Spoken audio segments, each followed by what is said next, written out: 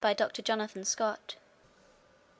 The chronicles of the Sassanians, ancient kings of Persia, who extended their empire into the Indies, over all the adjacent islands, and a great way beyond the Ganges as far as China, acquaint us that there was formerly a king of that potent family, who was regarded as the most excellent prince of his time. He was as much beloved by his subjects for his wisdom and prudence, as he was dreaded by his neighbours on account of his valour and well-disciplined troops. He had 2 sons, the elder, Shahryar, the worthy heir of his father, and endowed with all his virtues; the younger, Shaw Zummaun, a prince of equal merit. After a long and glorious reign, this king died, and Shahryar mounted his throne. Shaw Zummaun, being excluded from all share in the government by the laws of the empire, and obliged to live a private life, was so far from envying the happiness of his brother, that he made it his whole business to please him, and in this succeeded without much difficulty. Shahryar, who had naturally a great affection for the prince his brother, gave him the kingdom of Great Tartary. Shaw Zummaun went immediately and took possession of it, and fixed the seat of his government at Samarcand, the metropolis of the country. After they had been separated 10 years, Shahryar, being very desirous of seeing his brother, resolved to send an ambassador to invite him to his court. He made choice of his prime vizier for the embassy, and sent him to Tartary, with a retinue answerable to his dignity. The vizier proceeded with all possible expedition to Samarcand. When he came near to the city, Shaw Zummaun was informed of his approach, and went to meet him, attended by the principal lords of his court, who, to show the greater honour to the sultan's minister, appeared in magnificent apparel. The king of Tartary received the ambassador with the greatest demonstrations of joy, and immediately asked him concerning the welfare of the sultan his brother. The vizier, having acquainted him that he was in health, informed him of the purpose of his embassy. Shaw Zummaun was much affected, and answered, "Sage vizier, the sultan my brother does me too much honour. Nothing could be more agreeable to me, for I as ardently long to see him as he does to see me. Time has not diminished my friendship more than his.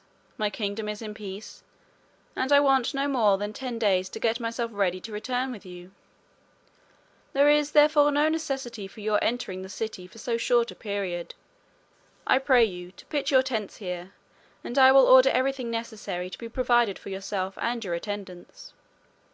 The vizier readily complied, and as soon as the king returned to the city, he sent him a prodigious quantity of provisions of all sorts, with presents of great value.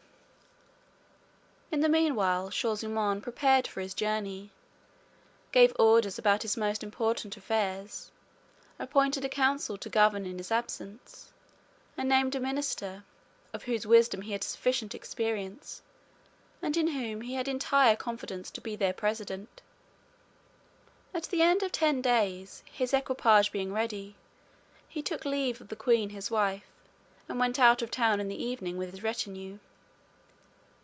He pitched his royal pavilion near the vizier's tent, and conversed with him till midnight. Wishing once more to see the queen, whom he ardently loved, he returned alone to his palace, and went directly to her majesty's apartments. But she, not expecting his return, had taken one of the meanest officers of her household to her bed. The king entered without noise, and pleased himself to think how he would surprise his wife, who he thought loved him with reciprocal tenderness. But how great was his astonishment, when, by the light of the flambeau, he beheld a man in her arms! He stood immovable for some time, not knowing how to believe his own eyes, but finding there was no room for doubt, "How," said he to himself, "I am scarcely out of my palace, and but just under the walls of Samarcand, and dare they put such an outrage upon me? Perfidious wretches! Your crime shall not go unpunished." As a king, I am bound to punish wickedness committed in my dominions, and as an enraged husband, I must sacrifice you to my just resentment." The unfortunate prince, giving way to his rage, then drew his scimitar, and approaching the bed killed them both with one blow, their sleep into death, and afterwards taking them up, he threw them out of a window into the ditch that surrounded the palace. Having thus avenged himself, he returned to his pavilion without saying one word of what had happened, gave orders that the tents should be struck, and everything made ready for his journey. All was speedily prepared, and before day he began his march, with kettle drums and other instruments of music, that filled everyone with joy, excepting the king. He was so much afflicted by the disloyalty of his wife, that he was seized with extreme melancholy, which preyed upon his spirits during the whole of his journey. When he drew near the capital of the Indies, the sultan, Shier-ear, and all his court came out to meet him. The princes were overjoyed to see one another, and having alighted, after mutual embraces and other marks of affection and respect, remounted, and entered the city amidst the acclamations of the people. The sultan conducted his brother to the palace provided for him, which had a communication with his own by a garden.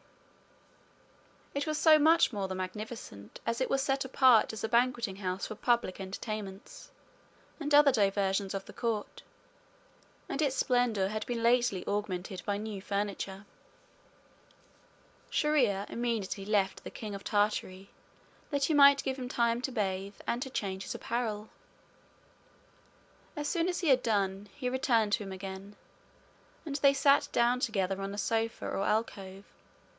The courtiers out of respect kept at a distance, and the two princes entertained one another suitably to their friendship, their consanguinity, and their long separation. The time of supper being come, they ate together, after which they renewed their conversation, which continued till Shier-ear, perceiving that it was very late, left his brother to repose. The unfortunate Shaw-zummaun retired to his bed, though the conversation of his brother had suspended his grief for some time. It returned again with increased violence, so that, instead of taking his necessary rest, he tormented himself with the bitterest reflections. All the circumstances of his wife's disloyalty presented themselves afresh to his imagination, in so lively a manner that he was like one distracted.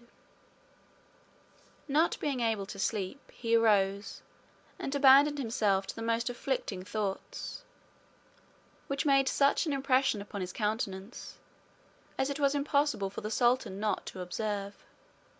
"What," said he, "can be the matter with the king of Tartary, that he is so melancholy?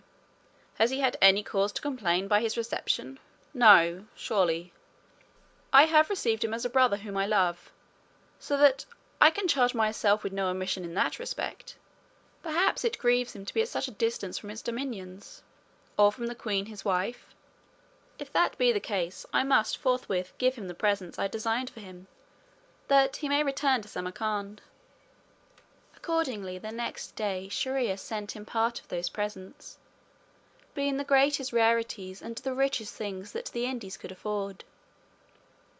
At the same time he endeavoured to divert his brother every day by new objects of pleasure and the most splendid entertainments. But these, instead of affording him ease, only increased his sorrow. One day Shier-ear, having appointed a great hunting match, about 2 days' journey from his capital, in a place that abounded with deer, Shaw-zummaun besought him to excuse his attendance, for his health would not allow him to bear him company. The sultan, unwilling to put any constraint upon him, left him at his liberty, and went a hunting with his nobles. The king of Tartary, being thus left alone, shut himself up in his apartment, and sat down at a window that looked into the garden. That delicious place, and that sweet harmony of an infinite number of birds, which chose it for their retreat, must certainly have diverted him, had he been capable of taking pleasure in anything; but being perpetually tormented with the fatal remembrance of his queen's infamous conduct, his eyes were not so much fixed upon the garden as lifted up to heaven to bewail his misfortune. While he was thus absorbed in grief, a circumstance occurred which attracted the whole of his attention. A secret gate of the sultan's palace suddenly opened, and there came out of it 20 women, in the midst of whom walked the sultaness, who was easily distinguished from the rest by her majestic air.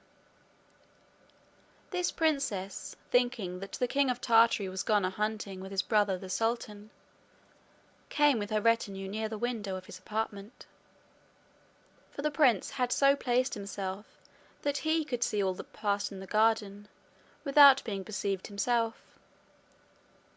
He observed that the persons who accompanied the sultaness threw off their veils and long robes, that they might be more at their ease.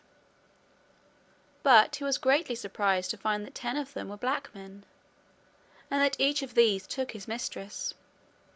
The sultaness on her part was not long without her gallant. She clapped her hands and called, "Masood, Masood!" and immediately a black descended from a tree and ran towards her with great speed. Modesty will not allow, nor is it necessary, to relate what passed between the blacks and the ladies. It is sufficient to say that Shaw zummaun saw enough to convince him that his brother was as much to be pitied as himself. This amorous company continued together till midnight, and having bathed together in a great piece of water, which was one of the chief ornaments of the garden, they dressed themselves, and re-entered the palace by the secret door, all except Masood, who climbed up his tree and got over the garden wall as he had come in. These things having passed in the king of Tartary's sight, filled him with a multitude of reflections. "How little reason had I," said he, "to think that none was so unfortunate as myself! It is surely the unavoidable fate of all husbands, since even the sultan my brother, who is sovereign of so many dominions, and the greatest prince of the earth, could not escape. Such being the case, what a fool am I to kill myself with grief! I am resolved that the remembrance of a misfortune so common shall never more disturb my peace." From that moment he forbore afflicting himself. He called for his supper, ate with a better appetite than he had done since his leaving Samarcand, and listened, with some degree of pleasure, to the agreeable concert of vocal and instrumental music that was appointed to entertain him while at table. He continued after this very cheerful, and when he was informed that the sultan was returning, went to meet him, and paid him his compliments with great gaiety. Shier-ear at first took no notice of this alteration. He politely expostulated with him for not bearing him company, and without giving him time to reply, entertained him with an account of the great number of deer and other game they had killed, and the pleasure he had received in the chase. Shaw zummaun heard him with attention, and being now relieved from the melancholy which had before depressed his spirits and clouded his talents, took up the conversation in his turn, and spoke 1,000 agreeable and pleasant things to the sultan. Shier-ear, who expected to have found him in the same state as he had left him, was overjoyed to see him so cheerful. "Dear brother," said he, "I return thanks to heaven for the happy change it has wrought in you during my absence. I am indeed extremely rejoiced, but I have a request to make to you, and conjure you not to deny me." "I can refuse you nothing," replied the king of Tartary. "You may command Shaw zummaun as you please. Speak, I am impatient to know what you desire of me." "Ever since you came to my court," resumed Shier-ear, "I have found you immersed in a deep melancholy, and I have in vain attempted to remove it by different diversions. I imagined it might be occasioned by the distance from your dominions, or that love might have a great share in it, and that the Queen of Samarcand, who no doubt is an accomplished beauty, might be the cause. I do not know whether I am mistaken in my conjecture, but I must own that it was for this very reason I would not importune you upon the subject, for fear of making you uneasy. But without myself contributing anything towards effecting the change, I find on my return that your mind is entirely delivered from the black vapour which disturbed it. Pray do me the favour to tell me why you were so melancholy, and wherefore you are no longer so." The king of Tartary continued for some time, as if he had been meditating, and contriving what he should answer, but at last replied, "You are my sultan and master, but excuse me, I beseech you, from answering your question." "No, dear brother," said the sultan, "you must answer me. I will take no denial." Shaw zummaun, not being able to withstand these pressing entreaties, replied, "Well then, brother, I will satisfy you, since you command me." And having told him the story of the Queen of Samarcand's treachery, "This," said he, "was the cause of my grief. Judge whether I had not sufficient reason for my depression." "Oh, my brother," said the sultan, in a tone which showed what interest he took in the king of Tartary's affliction, "what a horrible event do you tell me! I commend you for punishing the traitors who offered you such an outrage. None can blame you for what you have done. It was just; and for my part, had the case been mine, I should scarcely have been so moderate.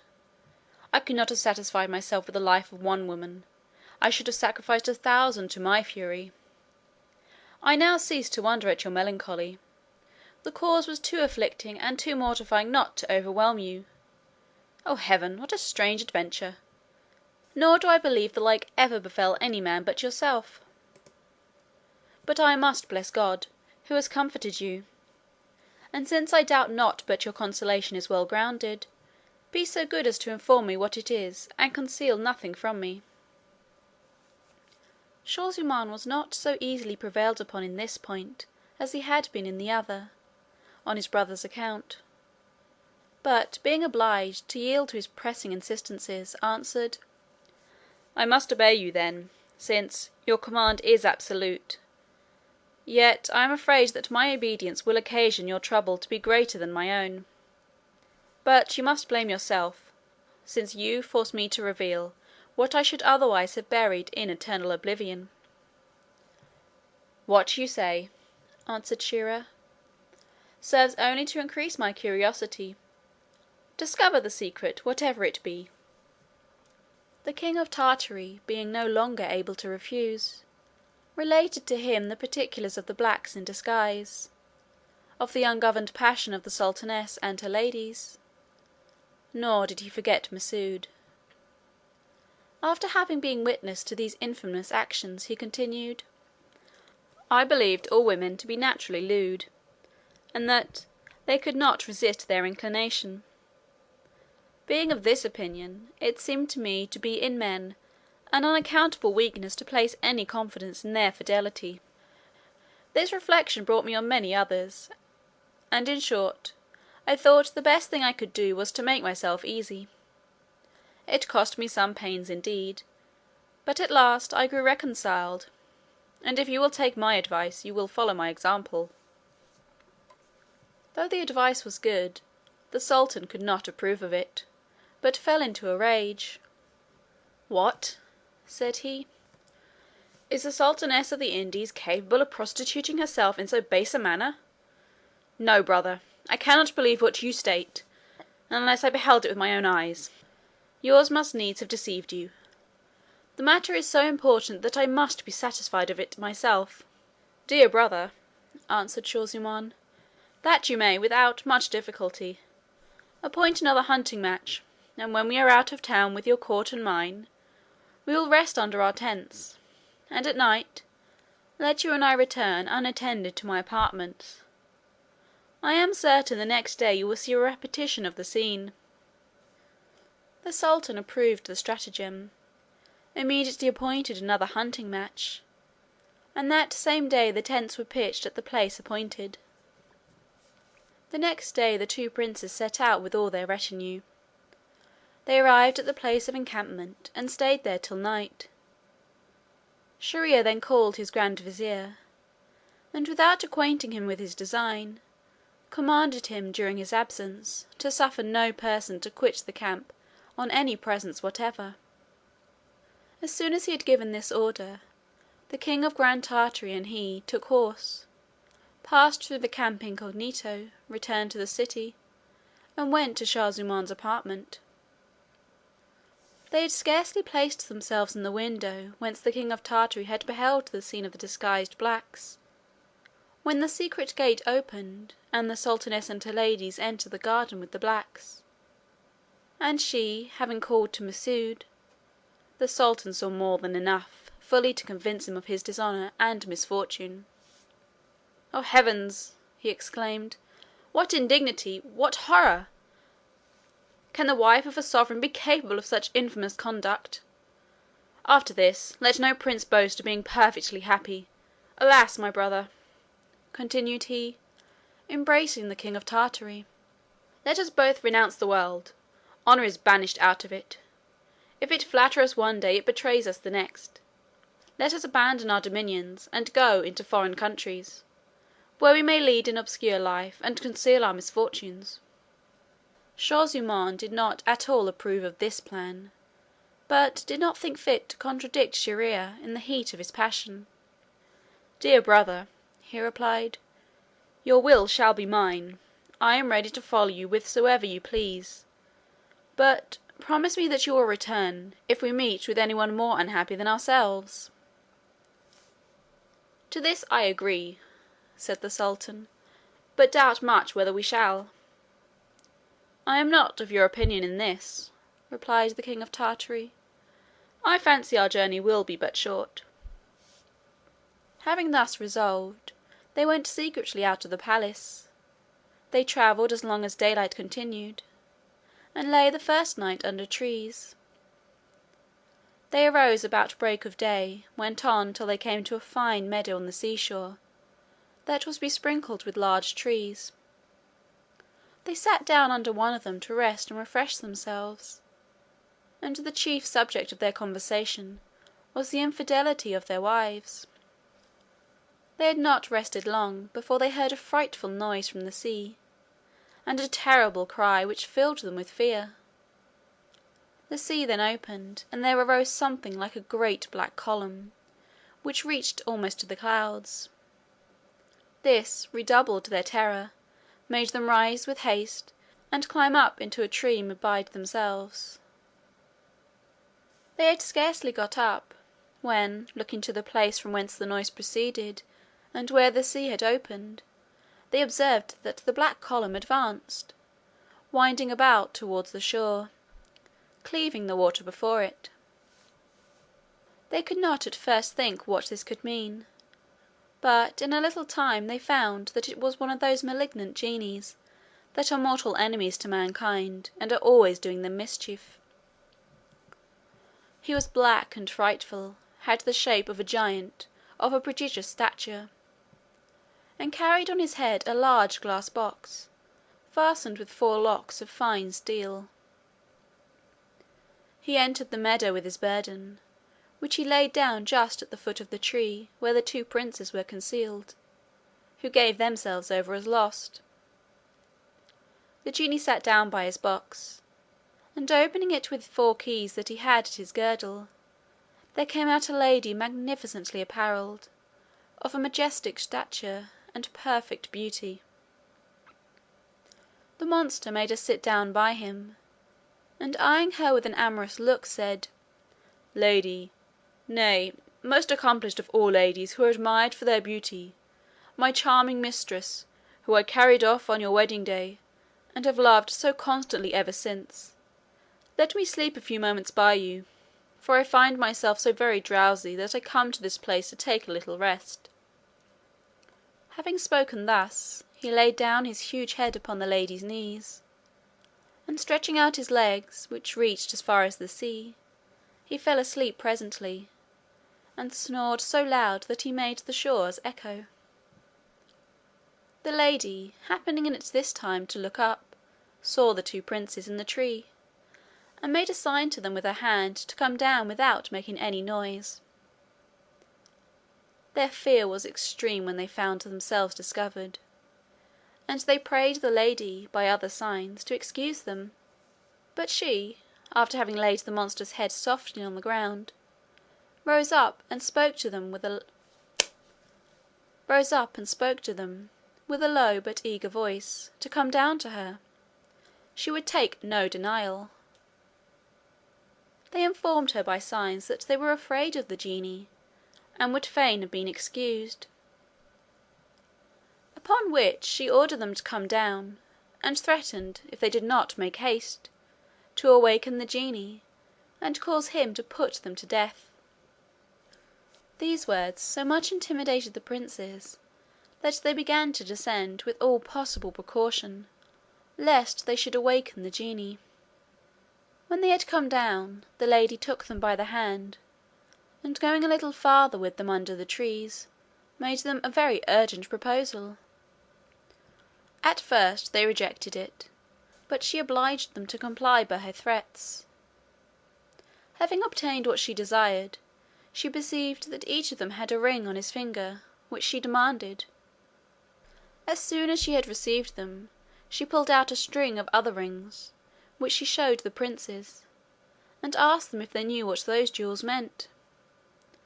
"No," said they. "We hope you will be pleased to inform us." "These are," she replied, "the rings of all the men to whom I have granted my favours. There are 80, which I keep as memorials of them, and I asked for yours to make up the 100. So that I have 100 gallants already, notwithstanding the vigilance of this wicked genie, who never leaves me.